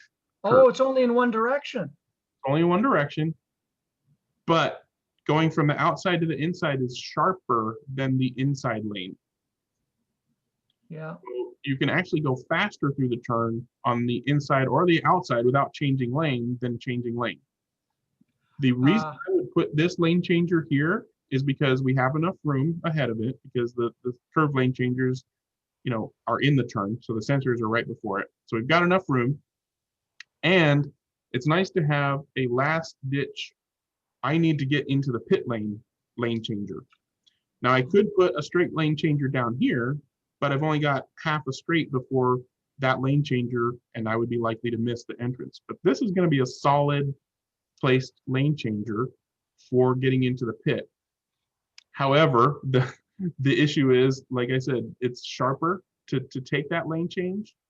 So it's not going to be an overtaking opportunity so much as getting around a slower driver, like a back marker kind of slower driver, and your last ditch effort for getting into the pit. The way that Scalextric Digital works, if you want to get into the pit and you have a single lane changer, which the curved ones are single lane changers, as the last changer before the pit lane, you could say, look, don't worry about any of the lane changers, just hold the lane change button down until you end up in the pit. You could be on the front straight and change here and there and there and there and there and there. But by the time you get to here, it doesn't matter which lane you're in, because if you're on the inside, you won't change lanes, so you'll be ready to take the pit exit. And if you're on the outside, you'll change lanes and be ready to take the pit exit. So I have one curved lane changer in my track, just like this, specifically for that reason. As a last ditch, I need to get into the pit lane changer. But one of the other reasons that, I mean, there's several, but one of the other reasons that they stopped making them is they are not compatible with analog functionality. The only way to get power to this center lane, or the way they decided to get power to the center lane, is by bridging the power across both lanes, right? You can't do that in analog because each lane needs its own power. And their new power bases basically freak out if you put a curved lane changer in the layout. It will brown out, it will overload and give you all kinds of faults. So you can still use that lane changer. If you can get a curved lane changer, Kelly, or I might even have one still, you can make a little snip, and it'll function for analog functionality. The other downside for having a lane changer in having a curved lane changer in a layout that's going to be used for analog is that because the flippers need a digital car to tell it to lock into straight or lock into change lane, it's just loosey-goosey when an analog cars are driving around. And an analog car driving over the flipper, as the car slides, it's going to push the flipper out. And when the flipper is pushed out, next time the car comes through, it'll change lanes into the other lane, which you don't want to be doing in analog. There is a fix for that, isn't there, Greg? You can apply a little bit of tape in a strategic place and stop them from, yeah. Thank you for reading my mind. I was just about to say that when I run races on my track, I tape that flipper to the side with a piece of electrical tape. It doesn't leave much residue. So that's why I use electrical tape. Yeah, and that's why. Now the funny thing is, if you use in to out, so the inside lane to outside lane changer instead of the out to in, which doesn't make much sense from a racing point of view, but from a slot car, into out, right hand, there we go. So this is okay in all of those situations that I described, because as a sliding car on the inside is sliding outwards, it will push the flipper outwards, which is the go straight position. And if you happen to run this in reverse, the same is true. The car on the outside is going to be pushing the flipper out. Or no, wait, the exit flipper is fixed. So the exit flipper doesn't even move. So it's always going to be riding the outside of the slot and follow the outside lane. The inside lane is always going to, that's basically an exit for the inside lane. So all the problems with the curved lane changers don't apply when it's an inside to outside curved lane changer. Irony of ironies. But what racer is going to want to go from the inside lane to the outside lane? They'll be like, that's backwards. That would be the one who's trying to avoid the guys coming out of pit lane exit. Yeah, that would be a good reason for that. But then you'd have to specifically say, never hold your lane change button to get into the pit lane, because you'll end up missing the pit lane every time. Yeah. And I try to make my track as amenable to amateurs or beginners as possible. So being able to say, just hold your lane change button to get into the pit lane, that's a lifesaver. And I've said it many times and had it been useful many times. So I'm gonna take that back out. Kelly, are you interested in a curved lane changer? You could probably find them on eBay if I don't have one, if you really wanted one. but I'll just switch that up. You can put it there. I mean, because it's the same as a regular turn, isn't it? That's R2 standard. Yeah. So okay, so I'll figure out this mess here. Let's see if I can figure that out. Yeah, I was gonna say, I noticed that there's a bit of an overlap there. Does that mean that the measurements are a wee bit off, or? No, it means the measurements are too precise. Because I'm serious. Really? This can go together in real life just fine. But since okay. you're telling the computer the precise measurements of every track, and it's snapping them together with precision. Yes, if your assembled layout was perfectly precise, none of the connections were a bit askew, it would be like this. But because all of the connections do have a little bit of play, you could absolutely make that go together. In fact, this program even has a gap. Let's see here. Yeah, there we go. Oh, stop complaining. Stop complaining. All right, let's try that now. Changes will not be permanent. Yes, I know.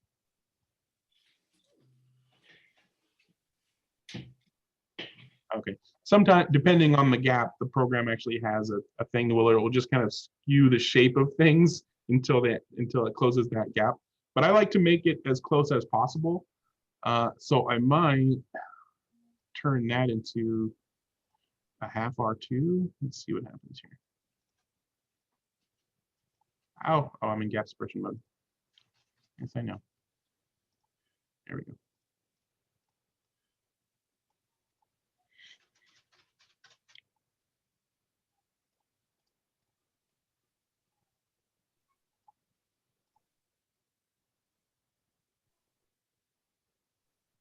So you're seeing me think. To get that gap to close, like I said, this will close in real life, no problem. We'll probably do a cut like a quarter straight and a super short on one side to replace the half that you've got on the side that's a little too long. Yeah, well, it's also shifted over, right? Even if I filled the gap linear, it would be offset. So I like to try to figure out how to fix the offset, and sometimes just a swap will do that. So let's see if this does the trick. Yeah, so that might be a short straight. Yeah, that'll work. Oh, actually quarter straight. Quarter straight or short, one of the two. That's about as good as you're gonna get. Wow, that looks really good. Yeah. So Greg, this program that you're on, does it only do Scale Electric? No, it actually has Ninco and SCX Digital and Carrera. Yes, like Carrera too. Xiaomi and Exin STS. Yeah, it's got Carrera. I've designed Carrera tracks using this for people and SCX Digital. But like I said, it's not downloadable, and the archives are password protected. So even if I uploaded the archive for the installation, I'd have to also supply my email address and password. I'm not gonna do that. So it's unfortunate that this is no longer being developed.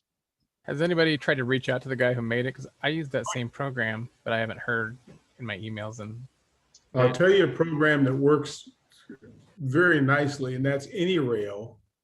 And it's a really nice AnyRail, and it is currently being developed, improved, and so forth.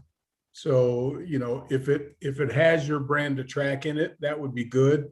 I actually don't know if it does anything besides Scale Electric, because that's brand track that I actually own a small amount of Carrera, and I own a good amount of Ninco.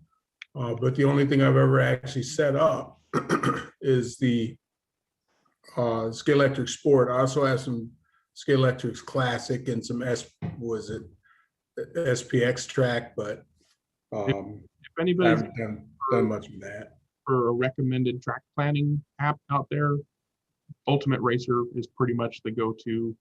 Ultimate Racer 3, yeah. Yeah, the problem with I own that one too, but they've been talking about an updated release of Ultimate Racer for like two or 3 years, and it hasn't shown up. And I've sent lots of messages to them and never gotten a response.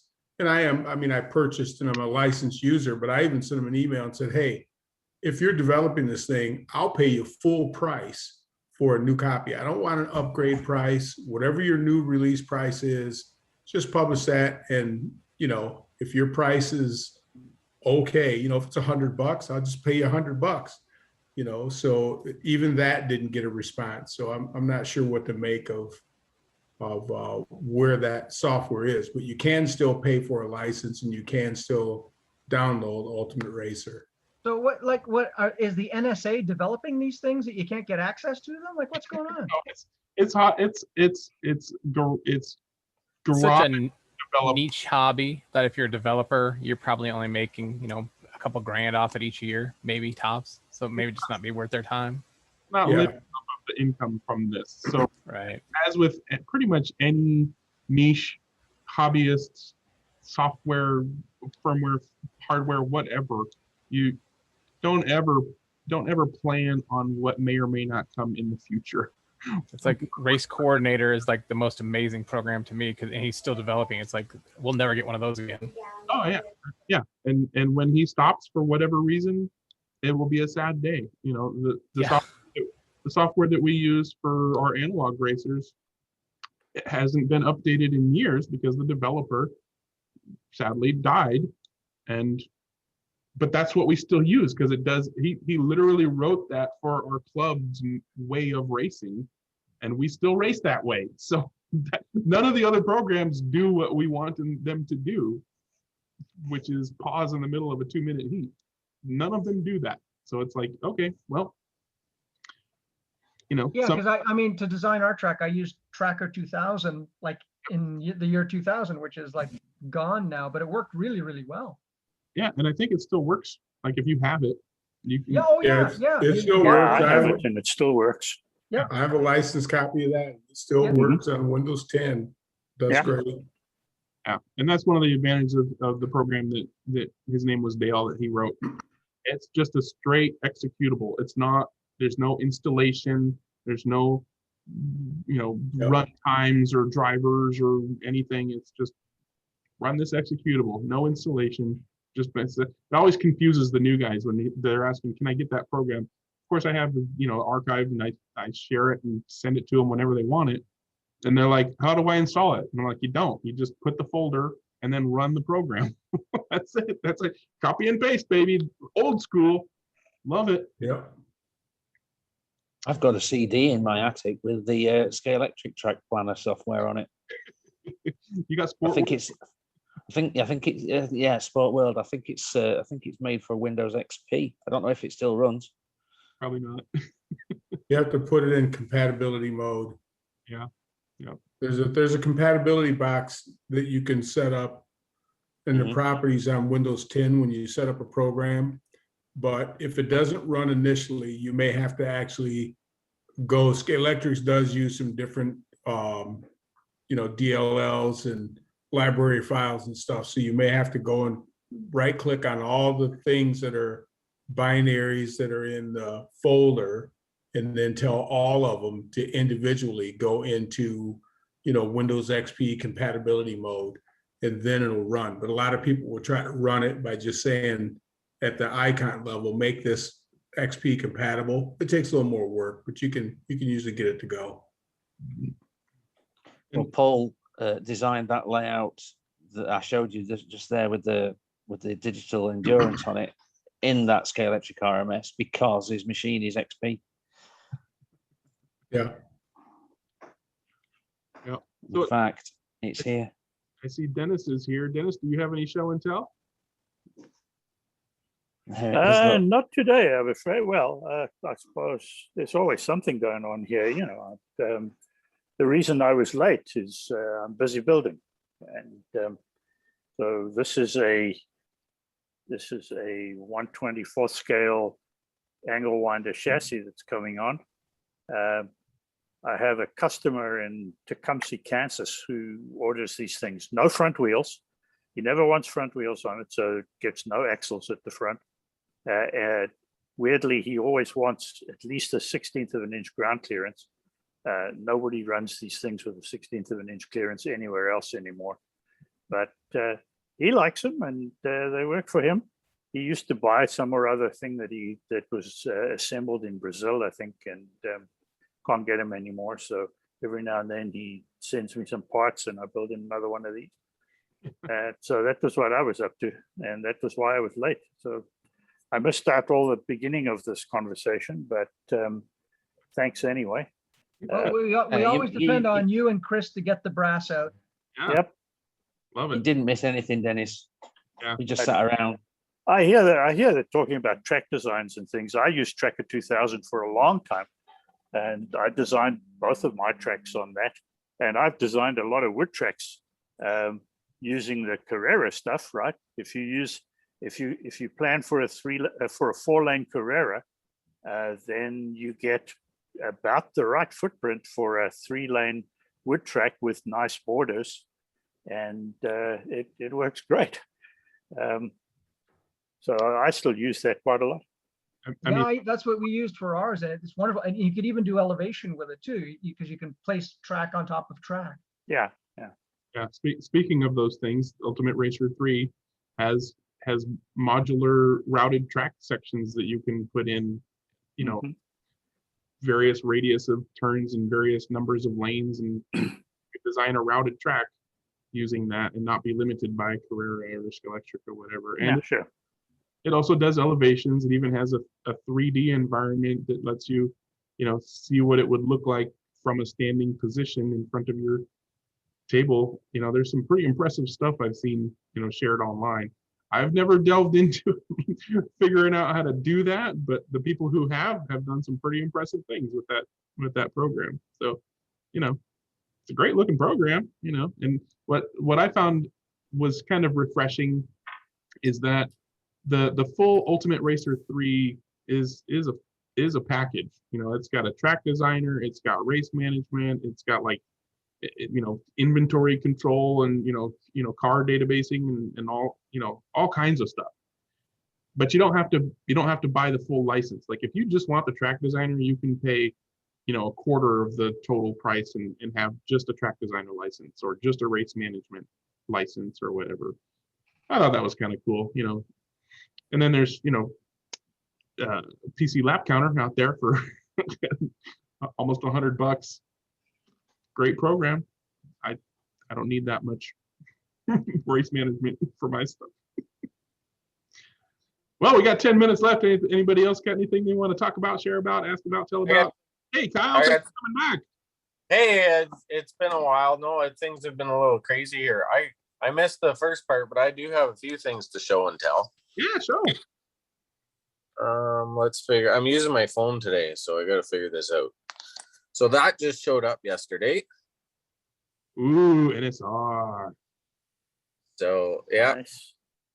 And it's still in the box. I'm not sure.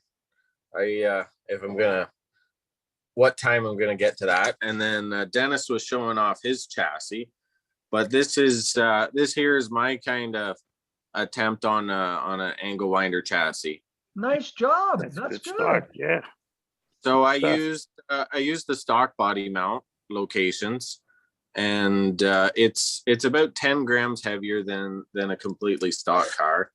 But if you look at her, I've got her as slammed as far as I can get it, still using 69 Camaro styled wheels. I didn't want to get any of these Le Mans wheels that were super skinny. But what I really wanted with the angle winder is to get basically as wide on the back as you can get, which it's kind of hard to see, I guess. I don't know if that's better or not, but that body looks like it's got a few little racing bumps on it there, Kyle. Well, so I bought this one off eBay because I really couldn't afford a new 480 car. So it had a broken chassis. So I bought just a white kit chassis from a buddy of mine, and it wasn't fast. And then I did something else and it wasn't fast. So I was like, I got to get this car fast because they just look too good. So it's faster than my previous one that I was using. I'm probably still going to have to use the stock chassis for the way we race. But and then this is my other little project I just kind of finished here. Here we go. Oh, you made yourself a slot car box. I did.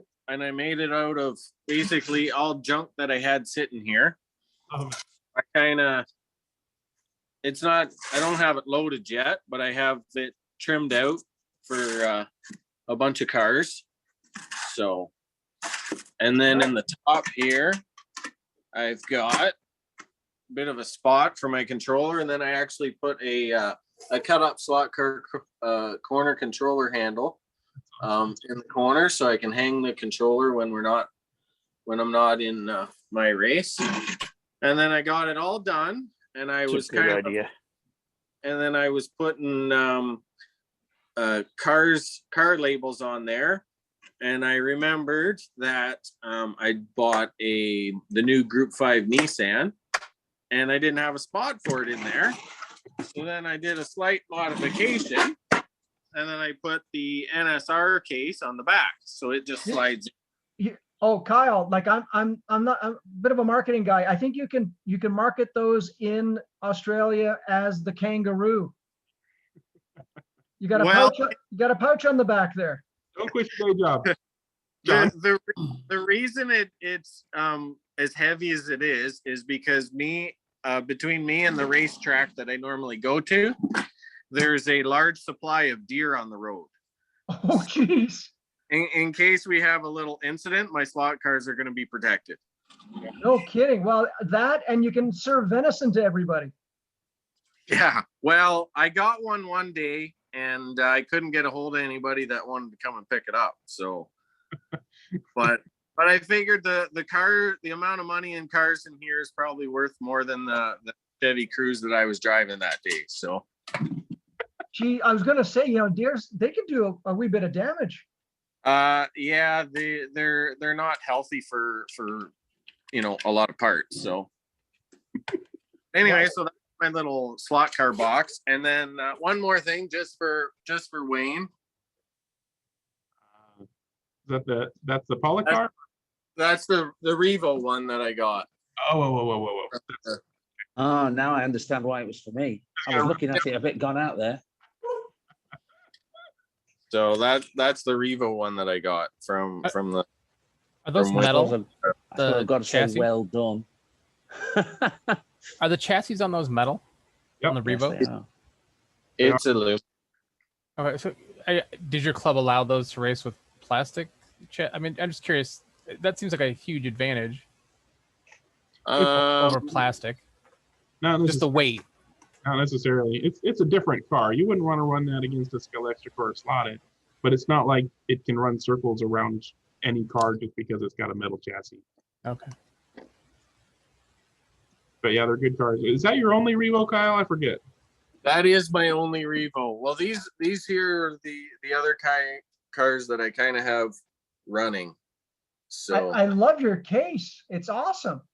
So I actually bought these off of eBay. There's 3 of them. These are cars that I'll let anybody drive. The scaly high impact, the black windows. Yep. And then the number 7 Superbirds on rubber tires. That's when you're really, really new. They're the original hard rubber, and they just spin the tires, and you can only get like an 18-second lap time out of them. Where do you go? I've got that dirty Carrera Peugeot. What kind of track do you race on when you go racing? This here is actually my track. Okay. So I got 2 fold-up wings because I have a door there, and then I have another door over here. And then so it's a 58-foot 3-lane routed track. Nice. That's really nice. I basically, as soon as it was able to drive and race on, the scenery quit. Yep. So that's how it works. Yeah. I'm opposite of that. Well, I'll tell you, you should call it the Corsair Raceway with the folded wings like that. It's awesome. Yeah, it works really good. It gained me quite a bit of extra space with the same amount of real estate. Now, I got to ask, Kyle, you seem pretty handy with at least nails, hammer, and saws. Well, that's a part-time job actually. only for this. I'm a licensed mechanic for my day job, but So you go from nuts and bolts to nails and wood that's amazing. well, I've got a few more projects in the shop here, so but this here is actually, these are my drawers that I made, and these are actually oak step treads for a shelf. So I guess that's kind of those are a brand new collections of high-end cars that I have. So, but yeah, no, that's nice. This is an oak step tread that I put onto just a kind of a pine box that I made, and then triple telescoping drawer slides. So it works really good. Well, you turn it upside down, you can climb on it. Yeah, my daughter every once in a while tries to empty the drawers and climb in. Yeah. It's not overly appreciated with that drawer, but that's really cool. So your collection is getting up there, Kyle. Well, there's more in here. That's the way. Good lad. This is underneath the stairs. I've got a few prayers. That's a school bus that I actually built. It got a motor in it. What did you build that out of? It's actually it's a coin bank, and I got a brass plate and kind of put it together. That's a great way to collect dues at the track, don't you think? I haven't fixed it yet. My nephew was driving it, and he got a little rambunctious. It kind of weighs a bit, and he snapped the guide off of it. So, but it's the funniest thing. It has fly truck wheels on it, like fly aluminum truck wheels. Mm-hmm. But then I just put outer ones on it at the time. That's really cool. So, have you seen that? It turns like everything into a slot car. There's this guy over in the UK. I forget his name, but he goes to all the festivals, and he's always got basically just a big oval, and the entire infield is just full of all his slot car creations. Just like anything with wheels, he'll turn it into a powered slot car and have it going around his track. All the craziest things.